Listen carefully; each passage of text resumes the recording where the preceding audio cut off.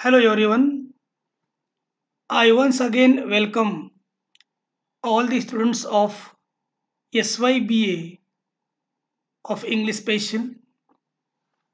As you know that we are discussing about the theory of poetry, and today for this third lecture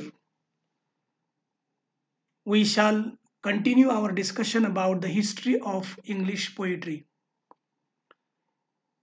Victorian poetry. So what is Victorian poetry? The poetry that was written in England during the reign of Queen Victoria, that was from 1837 to 1901. This may be referred to as Victorian poetry. विद्यार्थी मित्रांनो, इंग्लिशचा अभ्यास करीत असताना इंग्रजांचा इतिहास आपल्याला थोडासा बघावा लागेल.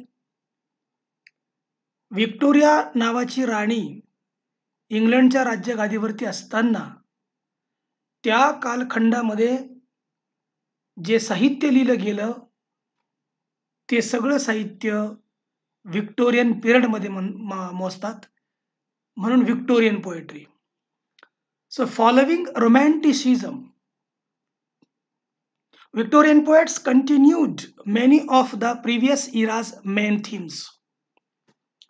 व्हिक्टोरियन कालखंड हा रोमॅन्टिक कालखंडानंतर येतो, म्हणून फॉलोविंग रोमॅन्टिसिझम.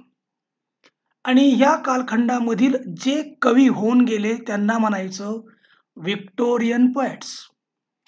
त्यांनी अगोदरच्या कालखंडातील प्रिव्हियस इराज अगोदरच्या कालखंडातील काही मेन थीम्स पुढे कंटिन्यू केल्या. For example religious scepticism. Scepticism means attitude of questioning and doubt. मराठीमध्ये संशयवाद. And valorization. What is valorization? Valuation, एक प्रकारचं मूल्य कोणाचं? Of the artist as a genius. एखाद्या कलाकाराच्या प्रतिभेबद्दल, प्रतिभावंत बद्दल जे मूल्यमापन केलं जातं, ह्या सगळ्या जुन्या थीम्स ह्या लोकांनी पुढे आणल्या. But Victorian poets also developed a distinct sensibility. परंतु व्हिक्टोरियन कवींनी एक वेगळ्या प्रकारची संवेदनक्षम अशा प्रकारची शैली निर्माण केली. So the writers of this period are known for their interest in verbal embellishment. Embellishment, see the embellishment make more beautiful and attractive. Embellishment म्हणजे एखादी वस्तू, एखादा शब्द अति सुंदर आणि आकर्षक बनवणं. आणि व्हर्बल एम्बेलिशमेंट म्हणजेच शब्द अलंकारित केले, शब्दांना डेकोरेट केलं, जास्त सुंदर बनवण्याचा प्रयत्न केला. त्याचबरोबर mystical interrogation, brooding scepticism and whimsical nonsense, या सगळ्या गोष्टी these are the features of Victorian poetry. Mystical interrogation म्हणजे गूढ रहस्यात्मक प्रश्नवाद. ब्रुडिंग स्केप्टिसिझम म्हणजे चिंतनात्मक संशयवाद. आणि व्हिम्सिकल नॉनसेन्स म्हणजे एक प्रकारचा विक्षिप्त मूर्खपणा. या सगळ्या गोष्टी पोएट्रीमध्ये मांडण्याचा प्रयत्न केला. The most prolific and well regarded poets of the age included Alfred Lord Tennyson, Robert Browning, Elizabeth Barrett Browning, Matthew Arnold, Gerald Manley Hopkins, and Oscar Wilde. So these names, you will be soon familiar with these names. Let us talk in brief about the ancient poetry. कारण पोएट्रीचा इतिहास बघत असताना, कवितेचा इतिहास बघत असताना ह्या गोष्टी अपरिहार्य आहेत. Classical and Greek poetry, two great masterpieces of Western literature, the Iliad and the Odyssey. These epics were written by the blind poet Homer, and he also uh, wrote about the lives of the heroes of the Trojan War. इंग्रजी साहित्याच्या इतिहासामध्ये एकदम सुरुवातीला जेव्हा आपण कवितेचा अभ्यास बघतो, तेव्हा एकदम सुरुवातीला द इलियड आणि द ओडिसी नावाचे महाकाव्य होमर नावाच्या एका अंध कवीनं लिहिलेले आहेत आणि यांना काय म्हटलंय great master pieces of western literature. पाश्चिमात्य देशातील ह्या 2 अतिशय महान कलाकृती आहेत. त्यानंतर आपण येऊया मिडायव्हल पोएट्री. मिडायव्हल पोएट्री म्हणजे मिडल एज. मिडल एज कशाला म्हटलंय? 14th century. There is a rise of Christian church. The first masterpiece is Beowulf. That was in 1675 to 1850 AD. AD means after Domini. After Domini म्हणजे इसवी सन ख्रिस्त नंतर. जसं BC म्हणजे before Christ, before Christ म्हणजे इसवी सन ख्रिस्त पूर्व. आणि म्हणून या बियूफ पासनं खऱ्या अर्थानं आणि ख्रिस्ती चर्चचा उदय झाला. हे सगळं 14th सेंच्युरी मधला जो हा मिडल एज पिरियड आहे त्याला म्हणायचंय medieval poetry. So several lyrics and elegies were written. Sorry, वेगवेगळ्या प्रकारचे भावगीतं आणि शोकगीतं. लिरिक्स म्हणजे वेगवेगळ्या प्रकारची एक भावगीत असणारी कविता आणि एलजीज म्हणजे शोकगीत. And vernacular forms of religious narrative and allegorical poetry. These were some of the types of poetries which were written during the medieval poetry. धार्मिक नाही का, रिलिजियस म्हणजे धार्मिक, नॅरेटिव्ह म्हणजे कथानात्मक, ॲलॉगॉरिकल म्हणजे रूपकात्मक कविता अशा प्रकारे लिहिल्या गेल्या होत्या. आणि मिडायव्हल एज म्हटलं की don't forget this man, Geoffrey चौसर. So who is Geoffrey Chaucer? One of the founders of English literature. The vast and very great English literature begins with this man, Geoffrey Chaucer. That is why he is called English Homer. So English Homer का म्हटलं जातं इथे बघा तुम्ही, हा जो ancient Greek मधला जो होमर नावाचा महाकवी होऊन गेला, अगदी त्याच्या पद्धतीनं लिखाण या माणसाकडनं झालं म्हणून याला इंग्लिश होमर असं टोपण नाव दिलं गेलेलं आहे. आणि मग John Gower, William Langland in Italy specially and Petrarch, these were the some of the contemporaries. समकालीन कवी होते. Specially Petrarch perfected the sonnet form. Sonnet form मध्ये आपण गेल्यानंतर याचा अभ्यास करणार आहोत. Let us proceed towards Renaissance poetry. What is Renaissance poetry? Renaissance poetry means the rebirth or revival of interest in classical culture. सर्वोत्कृष्ट जागतिक लेवलला सर्वोत्कृष्ट जे संस्कृती होती, साहित्य होतं, उदाहरणार्थ ग्रीक अँड रोमन, यांच्यामध्ये आवड निर्माण झाली. म्हणजेच त्या सगळ्या संस्कृतीचं किंवा त्या कालखंडामध्ये होऊन गेलेल्या सगळ्या साहित्याचं पुनर्जीवन, रिबर्थ, पुनर्जन्म किंवा पुनर्जीवित होणं. So queen Elizabeth when she ascended the throne in 1558, queen Elizabeth, जसं आपण क्वीन व्हिक्टोरिया बघितलं तसं क्वीन इलिझाबेथ जी 1558ला इंग्लंडच्या राज्यगादीवरती आली आणि तिच्याच काळामध्ये ग्रेट फ्लॉवरिंग ऑफ पोएट्री, खऱ्या अर्थानं काव्य फुललं. आता तुम्हाला सांगायला मला आनंद वाटतोय की William Shakespeare, Edmund Spenser, sir Philip Sidney and Christopher Marlowe, these are the great poets and writers of this particular period. So the first collection of English lyric poetry, Turtle's Miscellany. It was in 1557. बघा, 1558 च्या मिळतं जुळतं 1557 आहे. आणि इंग्रजी मधलं पहिलं काव्यसंग्रह, इंग्रजी मधला पहिला काव्यसंग्रह त्याचं नाव होतं Tottel's miscellany. What was it? Sonnet was introduced to England by sir Thomas Wyatt. Sonnet बद्दल आपल्याला भरपूर अभ्यास करायचा आहे. आणि तुम्ही ते नाव पण ऐकलेलं आहे, सुनीत काव्य 14 ओळींची कविता. तर हे जे सॉनेट आहे, हे खऱ्या अर्थानं सर थॉमस व्हॅट या माणसानं इंग्लंडमध्ये आणलं आणि त्यांचा मित्र his friend Henry Howard invented blank verse. Blank verse is a type of poem. Henry Howard या सर थॉमस व्हॅट यांच्या मित्राने ब्लँक व्हर्स याचा शोध लावलेला आहे. मुक्त छंद, fixed rhyme scheme in a sonnet. आणि ह्या काळामध्ये सॉनेटमध्ये, सुनीत काव्यामध्ये एक प्रकारची ठरलेली यमक योजना होती आणि ती होती A B, A B, C D, C D, E F, E F, G G. हे 14 अक्षर आहेत, म्हणजे 14 ओळींचा हा राईम स्कीमचा प्रकार आहे.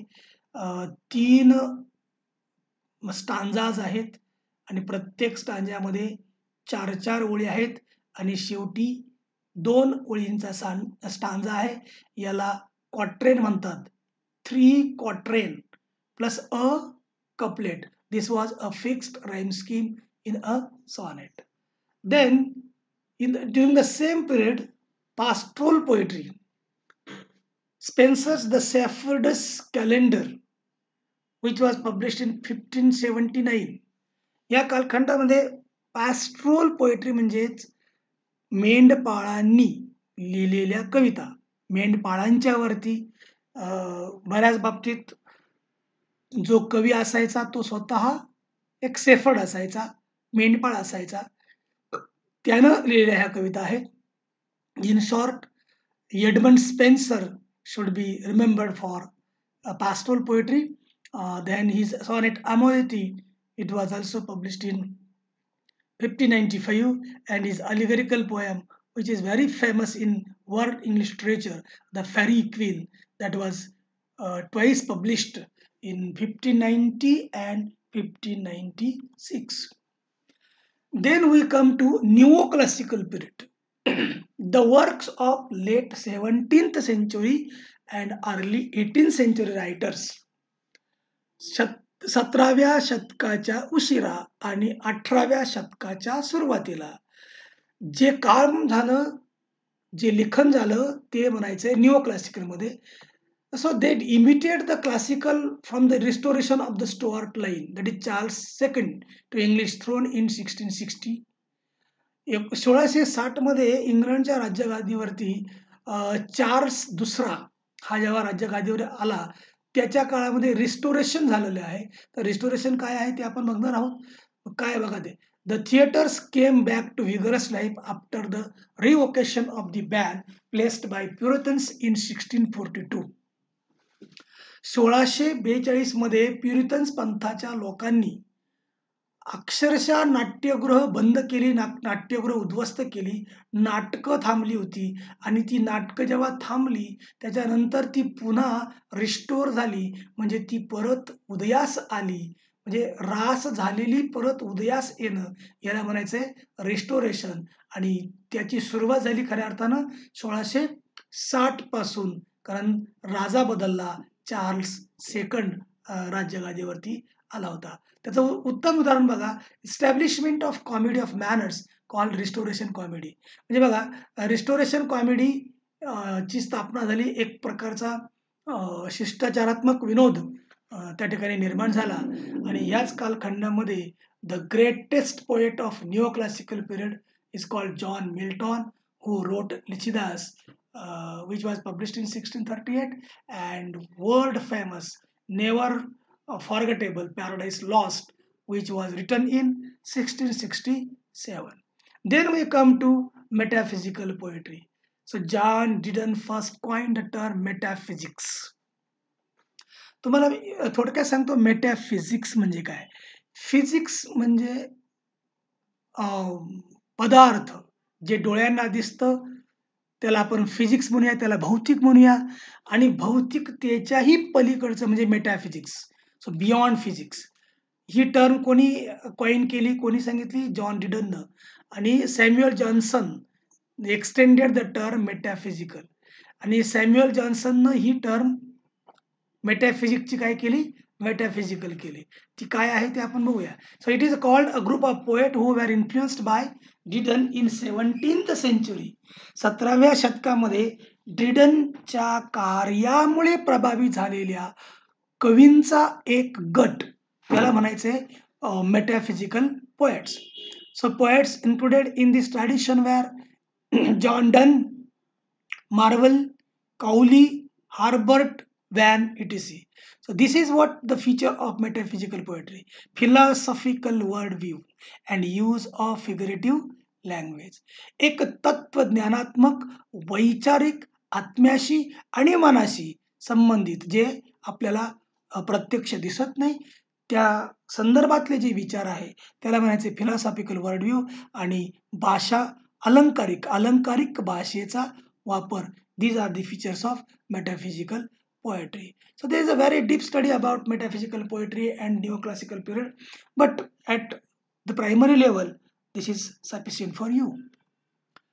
Now we are proceeding towards the very significant part of theory of poetry, that is elements of poetry. These are the elements of poetry: rhythm, meter, sound, structure, stanza forms. So let us talk about rhythm.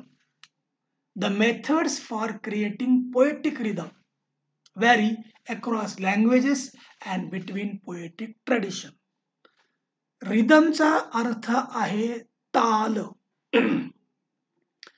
कविता म्हटली की मला वाटतं तुम्हाला समजावं म्हणून बोलतो, तुम्हाला गाणं माहिती आहे. गाणं आणि कविता याच्यामध्ये बरंचसं साम्य आहे. जसं एखादं गाणं गाताना रिदम असतो, तसा प्रत्येक भाषेला रिदम आहे. आणि म्हणून poetic rhythm, creating poetic rhythm, काव्यात्मक ताल निर्माण करण्याच्या ज्या पद्धती आहेत त्या भाषेनुसार वेगवेगळ्या आहेत आणि वेगवेगळ्या काव्य परंपरेमधून त्या वेगवेगळ्या आहेत. तर आपण आपल्या इंग्लिशमध्ये बोलूया. Languages have time set by accents, syllables or moras. तुम्हाला हे सगळं नवीन आहे. Time set by accents. Accents म्हणजे एक प्रकारचं उच्चार, सिलॅबल्स म्हणजे शब्द अवयव, आणि what is moras? Moras is a unit of syllable weight used in phonology. एक प्रकारच्या शब्द अवयवाच्या घटकाचा वापर उच्चारशास्त्रामध्ये फोनॉलॉजीमध्ये केला जातो. बाय विच, जेणेकरून स्ट्रेस, फूड स्ट्रक्चर और टायमिंग ऑफ अटरन्स इज डिटरमाइंड. ज्याच्यामध्ये कोणत्या शब्दावरती स्ट्रेस द्यावा, भर द्यावा. फूड स्ट्रक्चर एक प्रकारचं पदरचना असते. पद, फूट, ते आपल्याला नंतर बघायचं आहे. आणि टायमिंग ऑफ अटरन्स, उच्चाराचा वेळ, या सगळ्या गोष्टी डिटरमाइन केलेल्या असतात. त्याला काय म्हणतात? मोरास. आणि that is the feature of जपानी language. Latin, French, Spanish languages have syllable timed rhythm.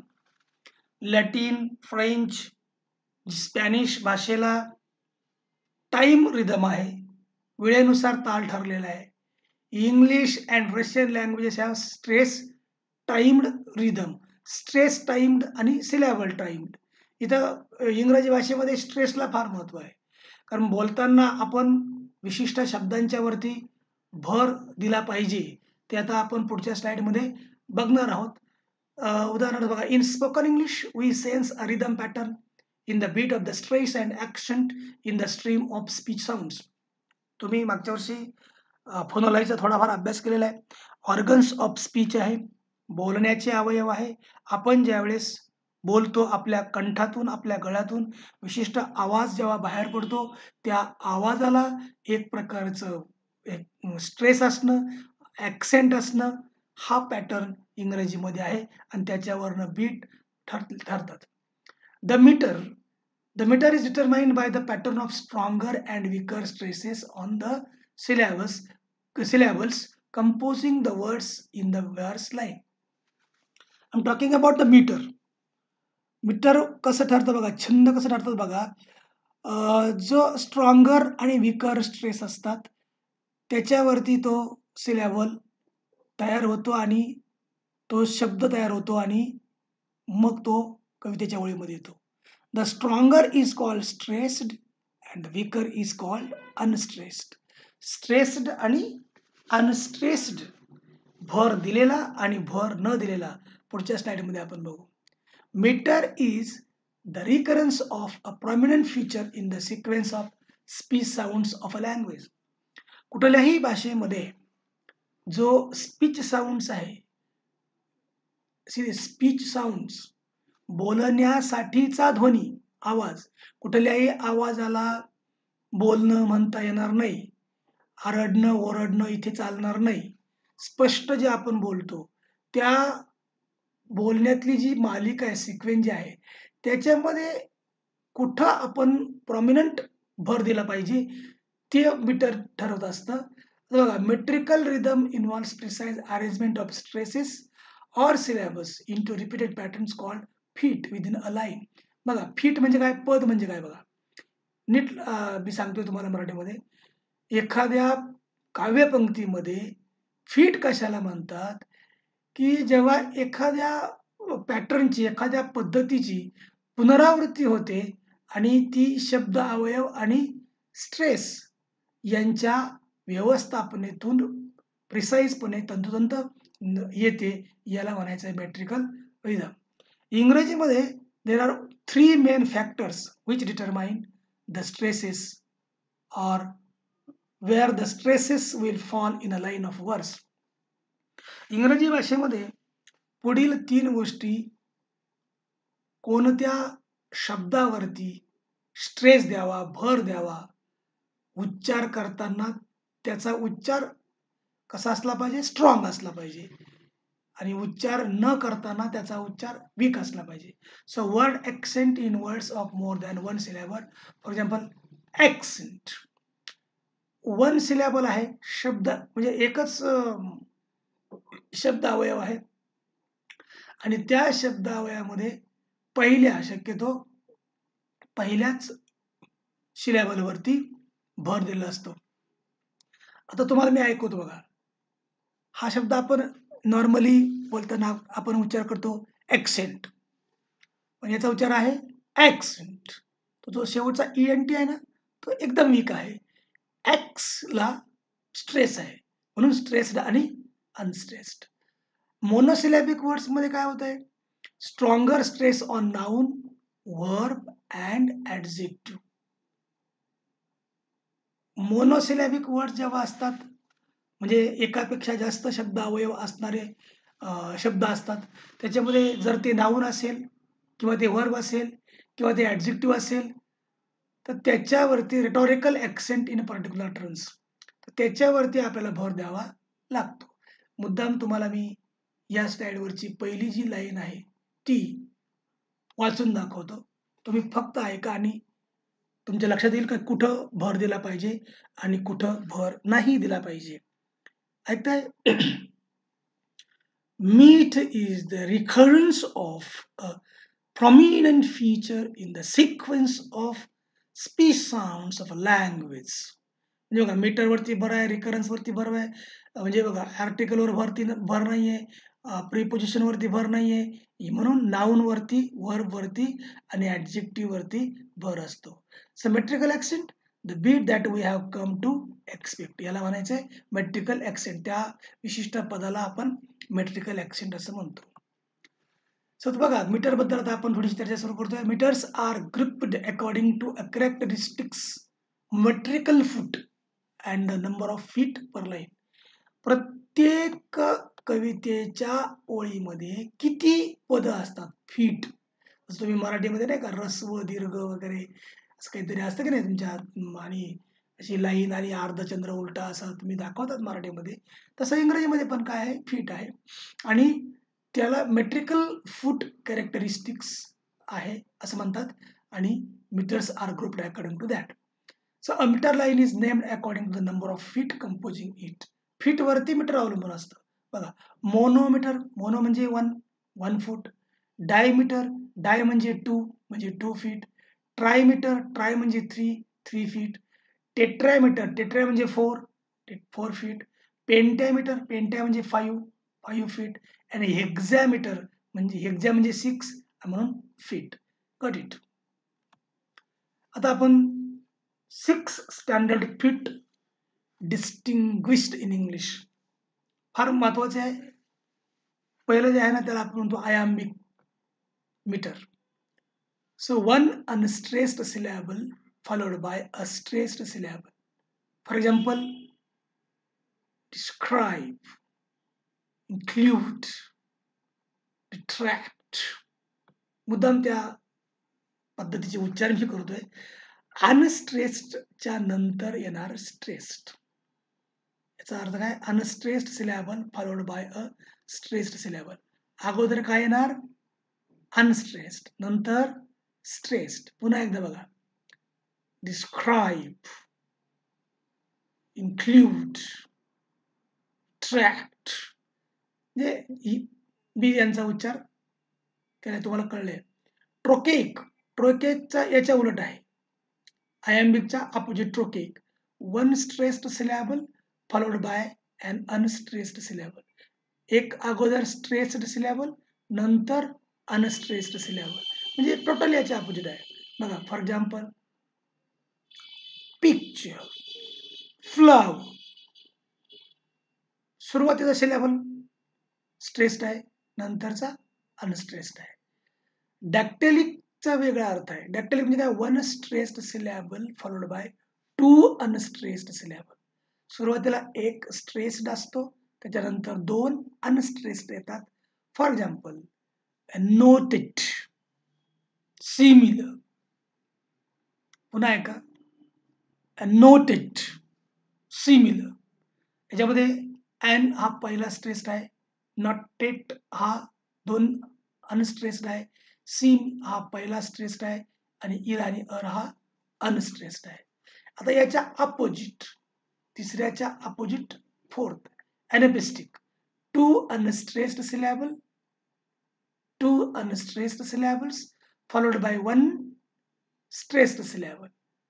For example, comprehend, comprehend. Got it? Spondic, two stressed syllables together, that is heartbeat 14. दोन्हीही स्ट्रेस्ड सिलॅबल एकत्र आलेले आहेत. आणि शेवटचा आहे फ्रिक, two unstressed syllables together. This is very rare, but this first 5 are very important. आणि तुम्ही बघा वेगवेगळे शब्द उच्चारून बघा. डिक्शनरीमध्ये गेल्यानंतर तुमच्या लक्षात येईल की प्रत्येक एखादी चांगली डिक्शनरी असेल ना, इंग्लिश टू इंग्लिश ऑक्सफर्डची, त्याच्यामध्ये प्रत्येक शब्दाच्या स्ट्रेस आणि दिलेले आहेत. समजा बाउट शब्द काय? अबाउट. तर अबाउट मध्ये बाउटवर ऐकायला येईल. आपण जास्त अबाउट म्हणतो ते रॉंग आहे. अबाउट, अबाउट शब्द आपल्याला ऐकायला पाहिजे. Let us talk about sound structure. The rhyme and rhythm of poems are sound structure. Sound structure म्हणजे ध्वनी रचना. ध्वनी रचनेमध्ये दोन गोष्टी महत्वाच्या आहेत. राईम म्हणजे यमक, रिदम म्हणजे ताल. So rhyme gives a musicality to a poem along with the metered rhythm of a piece. Rhyme काय करते? कवितेला एक संगीत सूर देते, म्युझिकॅलिटी देते आणि त्याच्यामध्ये मीटर्ड रिदम असतात. त्याच्या उदाहरणार्थ assonance. Assonance is also a sound structure in poetry. जसं तुम्हाला अल्टरेशन माहिती आहे. अल्टरेशन म्हणजे अनुप्रास अलंकार. अनुप्रास अलंकारामध्ये काय होते की दोन किंवा दोनापेक्षा जास्त शब्दांची सुरुवात एकाच व्यंजन ध्वनीने होणं, व्यंजन आवाजानं होणं, त्याला आपण काय म्हणतो? कॉन्सोनन्स किंवा अल्टरेशन. तसलाच प्रकार आहे assonance. It is a repetition of vowel sounds. स्वरध्वनींचं repetition in words that are close to one another. So forms in poetry refers to the way words and sentences are structured in a poem and the kind of sound that may come within a given structure. आता आपल्याला हळूहळू जायचंय पोएट्रीच्या प्रकाराकडे. Forms in poetry म्हणजे कवितेचे जे रूप आहेत, प्रकार जे आहेत, ते कशाशी निगडीत असतात? To the way words and sentences are structured in a poem. एखाद्या कवितेमध्ये शब्दांची आणि वाक्यांची रचना कशी आहे त्याच्यावरनं त्या कवितेचा फॉर्म ठरतो. And the kind of sounds that may come within a given structure, आणि दिलेल्या रचनेमध्ये येणाऱ्या आवाजांचे प्रकार. So basically there are 3 main forms of poetry: narrative, lyric and descriptive. कथानात्मक, भावात्मक आणि वर्णनात्मक हे 3 मुख्य कवितेचे प्रकार आहेत. यानंतर आपण पुढच्या स्लाइडमध्ये त्या प्रकारांच्या बद्दल चर्चा करूया. Thank you very much.